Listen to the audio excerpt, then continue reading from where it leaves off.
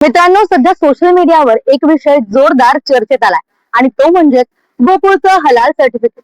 काही जण म्हणतायत दुधाला हलाल कशाला, तर काही जण म्हणतायत हा फक्त व्यवसायाचाच भाग आहे. पण नेमकं हलाल सर्टिफिकेट असतं तरी काय आणि कंपन्या ते कशासाठी घेतात, चला सगळं समजून घेऊयात सोप्या भाषेत. नमस्कार, मी प्रतीक्षा आणि तुम्ही पाहताय मी मार्मिक. सर्वात आधी हलाल हा शब्द अरबी शब्द आहे. याचा अर्थ आहे इस्लाम धर्मानुसार परवानगी असलेली गोष्ट. खाद्यपदार्थांच्या बाबतीत बोलायचं झालं तर एखादा पदार्थ इस्लामिक नियमानुसार तयार झालेला असेल तर त्यामध्ये निषिद्ध गोष्टी नसतील तर त्या उत्पादनाला हलाल असं मानलं जातं. आता हे हलाल सर्टिफिकेट म्हणजे काय, तर काही खासगी संस्था कंपन्यांची तपासणी करतात आणि उत्पादक इस्लामिक नियमानुसार आहे का हे पाहतात.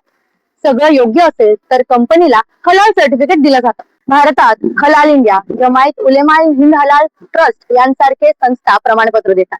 पण आता मोठा प्रश्न आहे की कंपन्या हे सर्टिफिकेट घेतात तरी कशासाठी. सगळ्यात मोठं कारण म्हणजे बाजारपेठ.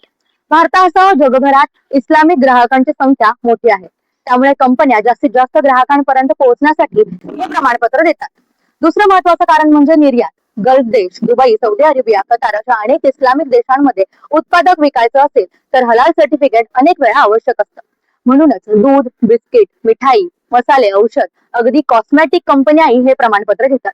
आता गोकुळचं नाव यामध्ये चर्चेत का आलंय, कारण सोशल मीडियावर गोकुळ दूध संघाकडे हलाल सर्टिफिकेट असल्याचे काही फोटो आणि पोस्ट व्हायरल झालेले आहेत. यानंतर अनेकांनी प्रश्नचिन्ह उपस्थित केलाय की दुधासाठी हलाल सर्टिफिकेटची गरज काय. मात्र तज्ञ सांगतात हे मुख्यतः निर्यात आणि विशिष्ट बाजारपेठांसाठी घेतलं जाणारं प्रमाणपत्र असतं. पण मुळात याचा अर्थ असा होत नाही की हे उत्पादन फक्त एका धर्मासाठी आहे.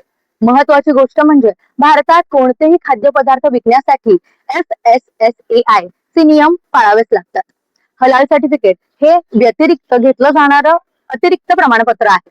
त्यामुळे तुम्हाला काय वाटतंय, दुधासारख्या उत्पादनाला हलाल सर्टिफिकेट असणं महत्वाचं आहे का? तुमचं मत काय कमेंट करून नक्की सांगा आणि अशाच माहितीपूर्ण व्हिडिओसाठी मी मार्मिकला फॉलो आणि सबस्क्राईब करायला विसरू नका.